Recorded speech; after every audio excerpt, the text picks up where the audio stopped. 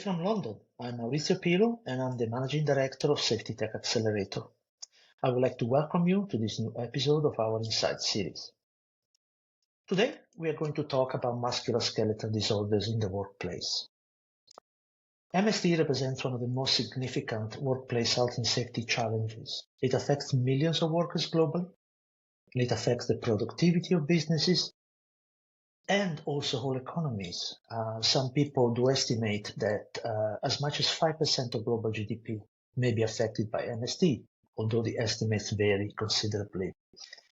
In the USA, 30% of all accidents at work and work-related illnesses are due to MSD. And in Europe, as much as 60% of workers at some point of their lives have been affected by MSD, causing huge amounts of productivity losses and healthcare expenses each year. So with a problem so big, the question is, what is the role of innovative technologies in mitigating these risks? And what could and should businesses and regulators do to increase their use in the workplace? Today, we are speaking to Diwakar Ganesan, co-founder of TuMeke, an entrepreneur and a technology company that are at the forefront of this mission. They are developing cutting-edge tech solutions to combat MSD. We had the pleasure of working with TuMeke as part of our collaboration with the National Safety Council in the USA during the setup and running of the MSD Solutions Lab, which is funded by Amazon Inc. Diwakar, welcome and real pleasure to have you here today. Likewise, Maurizio, it's great to be on the show. Fantastic, thank you again. So, can we start with your story? If you can tell us a little bit about you, your background, but also I think we are really interested in the story behind you co-founding. Yeah, of course. Yeah, so I'm Diwakar. I'm one of the co-founders of TuMeke. What we do is make software to reduce and hopefully in the long term eliminate musculoskeletal injuries. So I'm the technical co-founder on the team, which means my job in the early days involved building the initial version of the product and working with our early customers. But now it more transitions into managing our engineering team and setting direction for what we want to build next. My background is in artificial intelligence and in computer vision. But after learning more about the scope of this problem, we partnered with Dr. Alan Hedge, who's a professor of industrial engineering from Cornell. And from him, we learned a lot about ergonomics, learned a lot about biomechanics, and his expertise helped us get the product off the ground in the early days. Fantastic. And I wanted to ask you when was the light bulb moment where you said, I want to found this company? Yeah, so we started off by working with OVO Fund in Palo Alto, and we did a fellowship with that firm. And we were speaking to different people in manufacturing and in insurance and in safety more broadly, because in our own lives, we had kind of seen how debilitating a musculoskeletal injury can be. And we also knew that there was pretty significant advancements in computer vision and in machine learning that meant that we could now very cost effectively understand human motion, which is like one of the biggest driving causes of musculoskeletal injuries is human motion not being done optimally or in an unsafe way. So from that initial learning with that fellowship, we developed our minimum viable product, the first version of our software that was able to automate ergonomic evaluations. We started with the Rula and Reba evals because that's what we saw was used most commonly in industry. And for me, the aha moment was first seeing how much time we were saving by using computer vision in performing these assessments. People who were previously spending 45 minutes to an hour to complete a full Rula or Reba eval were now spending less than like 5 minutes, which is a huge improvement. But the other light bulb moment was realizing what the, emergent properties of being able to do these assessments quickly was. And the most important one was that now, because there was not as much of a barrier to doing the evals, customers were performing them a lot more frequently than they used to, and they were using them for things that previously they'd never been doing. So we saw customers that were using our assessments for training purposes because it was so easy to get an assessment through our platform. You could now show someone really quickly what they were doing wrong with the job, and it became part of a training loop and bringing the worker themselves into the safety equation and getting them excited to improve. That's really amazing. So for you, the light bulb moment was essentially observing people doing these assessments, and you said, "Aha, can do it better." Exactly. Yeah. That's very interesting. We have something in common. I also have a PhD in computer vision many years ago now, and it's amazing to see how technology progressed since the time I did my PhD. And I think, I guess you will tell us in a moment, probably 30 years ago, this would have been difficult to do with the technology available at the time. Certainly not on a mobile phone because they didn't exist. So I think the convergence of tech and the capability of the computer vision made these sort of things happen. But we will cover that in a moment. What I wanted to ask you now is if you can step back a little bit and tell us about MSD as a problem in the world. How big is the problem?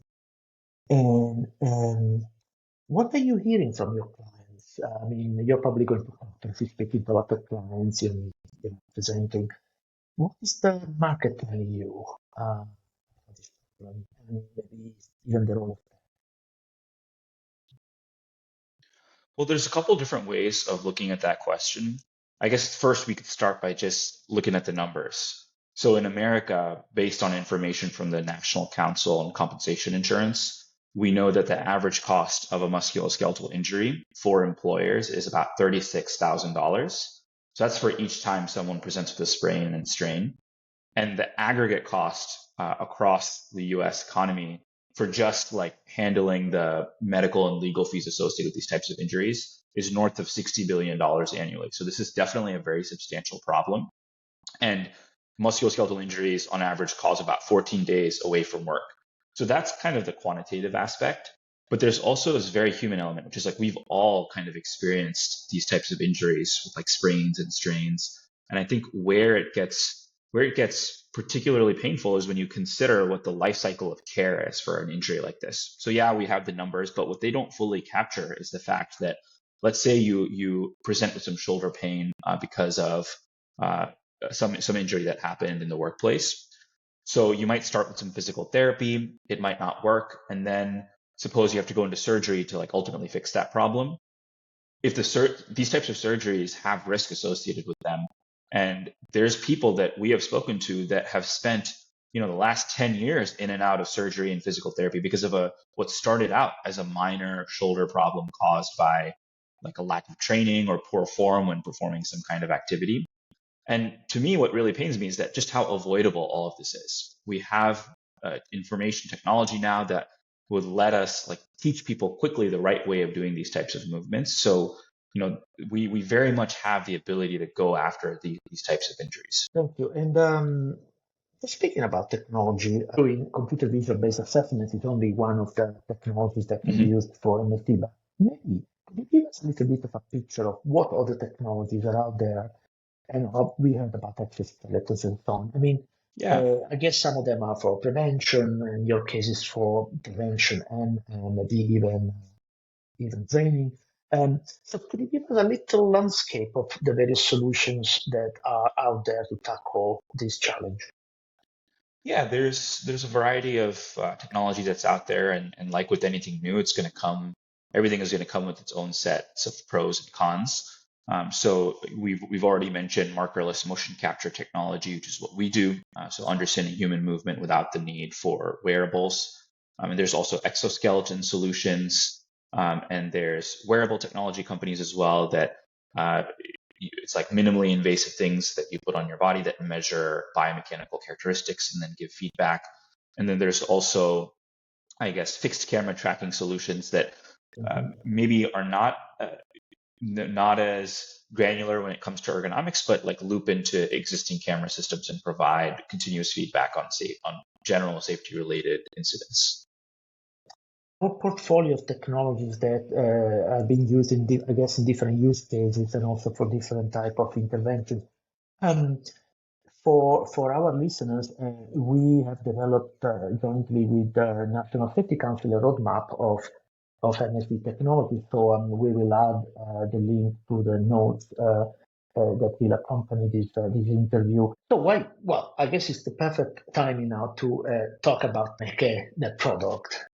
You are one of the prominent emerging players in this space, and congratulations on the $10 million round Thank you. in October, right? Yeah, Yep. welcome, congratulations. And so, can you bring your product to life for our listeners? What does it do in practice, and what benefits does it bring to your client? So, when a client is using it, you mentioned already at the beginning the faster assessment time, but perhaps can you elaborate a little bit more? But first of all, tell us exactly what the product does. Yeah, so there's two parts to our system. There's a Mhm. mobile app and a web platform. The mobile app is meant to help collect ergonomics information and videos of job cycles. So if you were a user of our mobile product, what you would see is an interface that makes it easy for you to film job cycles in your facility and then upload them to our backend for processing. And the web platform serves as a place where you can do analysis on those videos. So if you wanted to understand trends in ergonomic safety information, if you wanted to understand what interventions were being implemented to address the risks that our system have called out, then you would use the web platform. I guess one other thing to mention is that we really are agnostic to the source of the video. The mobile app is meant to be the most convenient way of getting the information, but if you have pre-existing footage that you've collected before in other surveys that you've done, if you have footage from IP cameras that are installed, GoPros, we can kind of consume it all and do ergonomic evaluations on those. But I guess the mobile app is meant to be the most convenient if you're on site and you need to do an evaluation. I think there was another part of the question on what value the customer gets Mm. from using the tool. So I see really three distinct sources of value. One is time savings, which we've already touched on. If you've been mandated to do large scale safety surveys of ergonomics, that can be very time consuming given the size of a facility. And we cut down on that pretty substantially. The other thing is injury reductions. Of course, as we do these evaluations and show individuals the risk results, train them on processes, even if we're not implementing, like we've seen, even if we're not implementing engineering controls, there's pretty substantial reduction in injury rates. And maybe at a later point, get into specifically what that looks like. And the third source of value is a little bit more intangible, but it's the improved relations and conversations between safety specialists and workers themselves, where our technology kind of brings workers into the fold, where they can see why the best practices are what they are. And this makes everybody more excited to work in a safer way and work in a way that isn't going to cause long-term harm. That's very interesting. The third point you mentioned, the one that we could call continuous improvement. Yeah. I think it's a recurring theme of these technologies. So they give a direct benefit. So functionally, you do one job or several jobs, and you get value directly. But it changes the culture completely. Dynamics of managing the workforce changes, and it almost doesn't matter what type of technology we see that effect. You called it earlier emerging properties. I really love that. It's a very techy Mm-hmm. term for this, Mm-hmm. but it's a beautiful thing that maybe we will expand in another podcast. Because they're material and also they're long lasting. In other words, it's quite difficult to go back once you have these emerging properties. Once that type Exactly. of way of working is embedded, it's difficult to go back, and it's great to see. Um, you mentioned that in terms of time saved in doing the assessment, obviously you see that when it's a large organization. Am I correct to say that your typical clients are large, medium to large, or it varies? So what's your typical client at the moment? It really varies. So our Mm. customers run the gamut from small manufacturers that might only have 100 employees to global companies with a footprint all around the world. Really, the common thread that ties them together is the fact that they have people doing some kind of manual work. As long as that's the case, there's going to be a very strong reason to use our system. The manual work could be warehouses, could be some manufacturing, transport, logistics, etc. Exactly. It's a fairly big chunk of the economy, actually, if you add it all up. Exactly. And we actually recently finished a deployment with a company in the airline industry, a very prominent airline in America. And they're using our system to train flight attendants on proper technique of doing various movements in aircraft. So this is a use case for our system that kind of goes beyond like typical manufacturing, industrial, where you'd expect to see ergonomics. That's impressive. That's really impressive. Having all of us flown many times, they do have a difficult job. It's very narrow spaces. Thank you. Let's maybe focus on the client and the buyer now.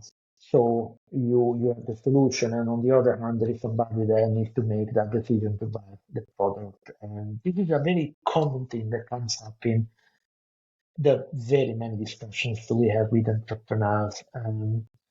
One of the common questions is, how do I sell more and faster? I wish, as an entrepreneur, but that would be a difficult question to answer in general, I suppose.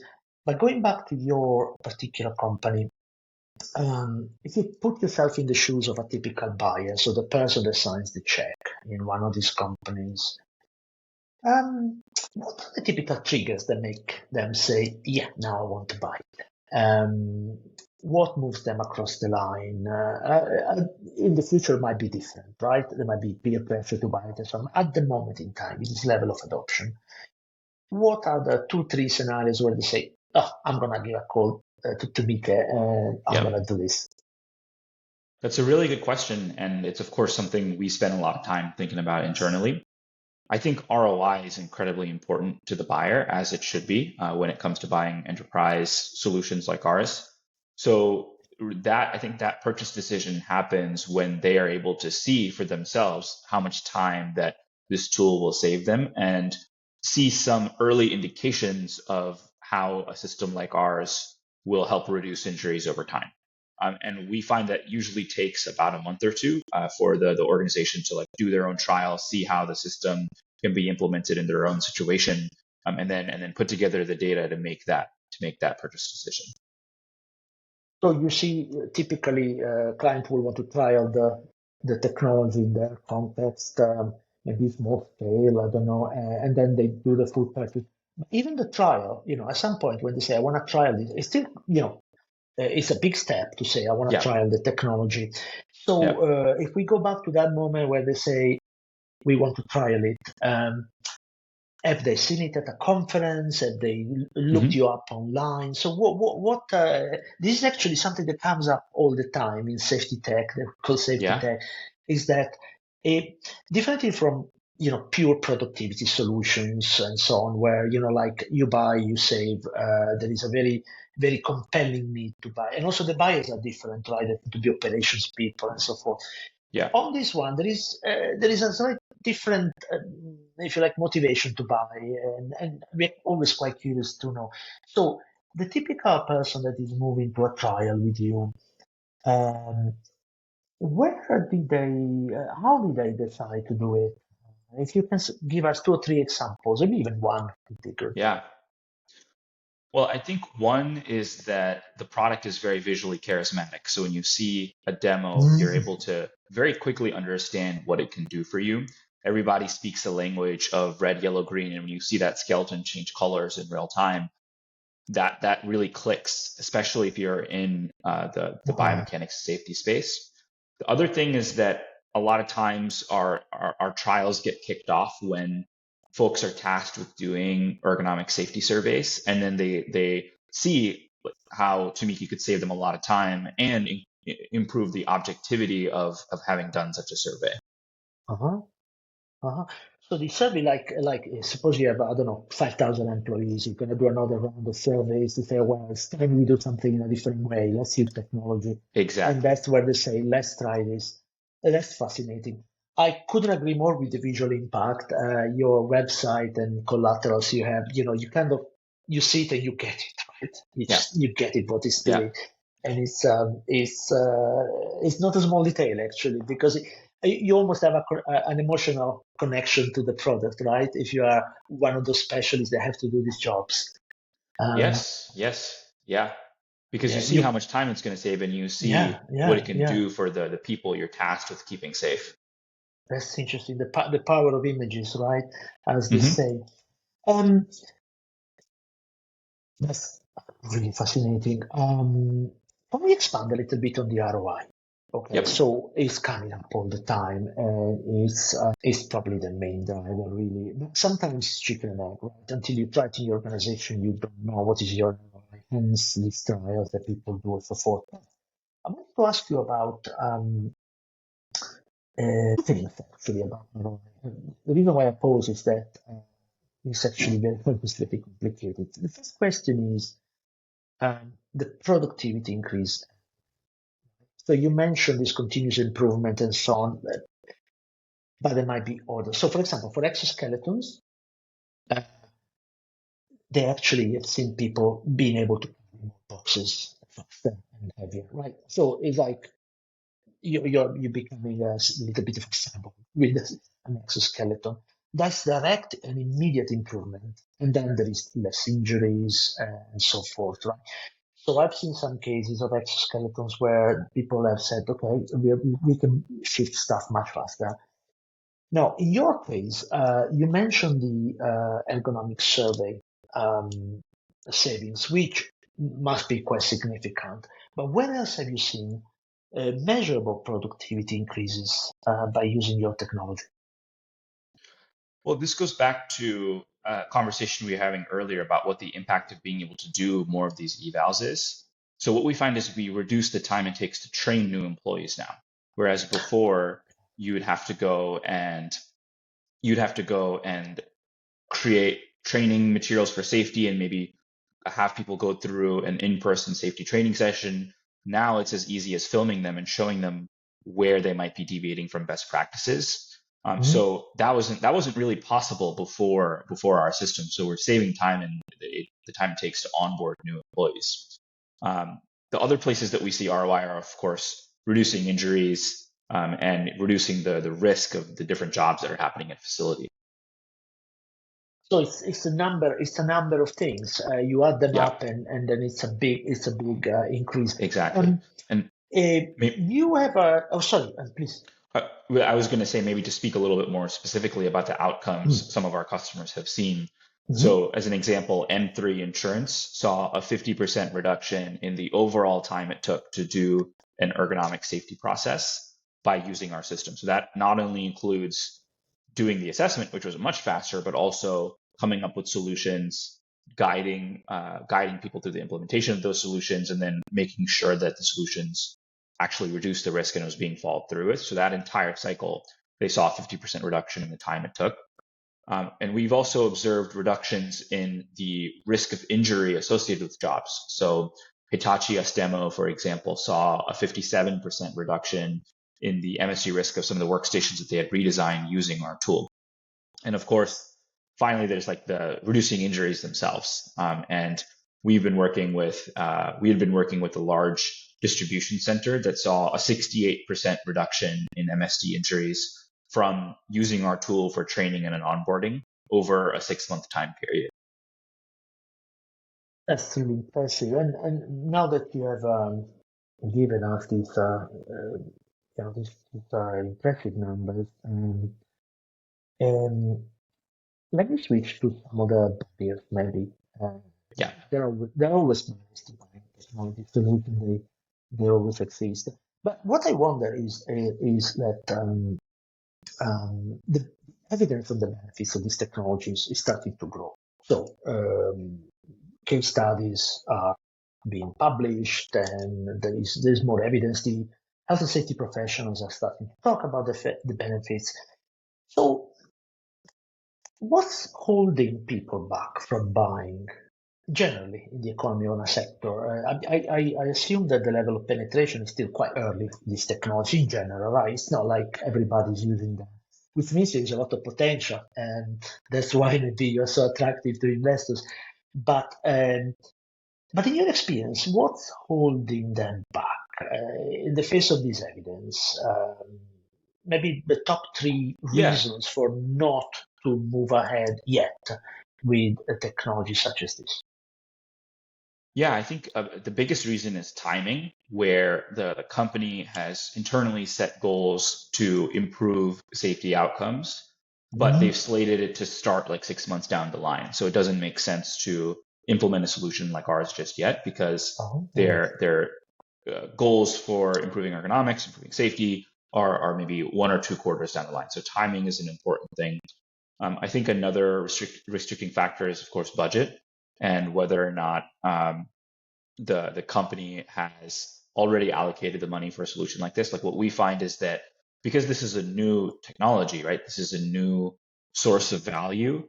Historically, companies have not budgeted for something like this. So what we find is that sometimes our buyer has to wait for a budgeting cycle to begin so that a new item can be introduced into their budgeting oh, system. ah. So because the budget is not allocated or it's allocated elsewhere, sometimes just simply not available and one has to wait for the Hmm. cycle. Um, Also interesting, very fascinating, the problem of timing. So what you said earlier about one of the main value being when they're running this big ergonomic assessment. So you have almost a cycle um, for each company, right? I don't know Hmm. whether it's Hmm. annual or 6 monthly, but that's very interesting. And in terms of culture, the culture of the buyer, so maybe they're a bit risk averse in terms of adopting new technology. Have you also noticed some more structural, if you like, maybe lack of awareness of the potential and so on out there? We definitely saw that in our early days when Mhm. markerless motion capture was just getting started, but it's been a couple of years now. So people, by the time they speak to us, have definitely been made aware of the potential of this kind of technology. So we don't really see that sort of averseness anymore. So they're aware of the potential. Now it's down to practicalities to decide Exactly. to. That's Exactly. very Yeah. interesting. And then so the first hurdle is people say, "I think I might use that in the future," and then Yeah. it's about finding the right time. That's great. Diwakar, I wanted to zoom out slightly and from computer vision solutions for MSD assessment, and maybe get your view on where else in occupational health and safety technology can make a big difference outside of MSD. That is, have you seen your clients talking about other technology solution, other use cases, what's hot in the market? Maybe if you can share a couple of points on that, it would be very interesting to see to hear your perspective. Absolutely. We hear our customers talking a lot about safety as it relates to lockout, tagout, slips, trips, and falls, Mhm. chemical safety, electrical safety. So these are all like still top of mind for our customers and the stakeholders that we work with. I think the difference is that the leading cause is still MSDs as a bucket, and it's the one that is the hardest to go after because the causes of these injuries are more subtle and less direct. And that's why I think like our system makes the most sense as like an emerging technology because it's going after the what we see as being the biggest problem. Thank you for that. Well, you almost went by the, if you like, by the probability of occurrence of Right. incidents. So MSD first, slip, trip, and falls, falling from height, and that's actually how many professionals think. They just go after the biggest risk and the biggest impact of the risk. Hmm. About these classes of technology. We call them Safetytech. But we have been analyzing the level of investment going into these classes of technologies, and we published a report about a year ago, which again we might add into the notes to this interview. But I wanted to ask you whether you see the future being bright for these classes of technologies. I'm sure you will say yes, but maybe you can elaborate more. And in particular, I'm interested on your perspective on the level of investment. Essentially, VCs. Well, They do get something spectacularly wrong sometimes, but generally speaking, they follow the opportunities, right? Future opportunities. Do you see increased activity around safety tech from investors? Absolutely. I'm incredibly optimistic about the potential that technology has to help people have healthy work lives and work to their fullest potential, like not just in computer vision, but also with all the advancements in large language models like GPT and different techniques like that. It's going to be more and more possible to coach people at scale on safety best practices and how to do their jobs more effectively. And on the VC side, there's definitely growing interest in the built world, in the physical world, in manufacturing. And safety is a huge part of that. And I only see that and going up over time, especially in America. Thank you. That's, I mean, we are ending on a high, I guess, on a high in terms of future outlook. One final one final question. If you had one recommendation each for clients and entrepreneurs in this space, what would that be? That's a good question. I think I think for clients, my recommendation would be to uh, continue to follow the trends in technology and continue to be at the forefront of adopting best practices because at the end of the day, it's all about making sure people stay safe. And technology has been a huge part of that. For entrepreneurs, I'd say it would be to listen carefully to customer needs and what the buyer is asking for, because sometimes it can be counterintuitive and it might not be what you expect. Brilliant. Thank you very much. Fantastic. We could talk for much longer on this topic, but we need to wrap up now. Diwakar, thank you. Thank you very much for joining us today and for a very stimulating discussion. All the best to you and thank you. Thank you very much. Yeah, thanks for having me on. Fantastic. Thank you. And thanks everyone for watching this episode of our Insight series. If you would like to discuss this topic further, or if you have suggestions for further topics in the future, please do get in touch with us. This is Maurizio Pilu from London. Goodbye.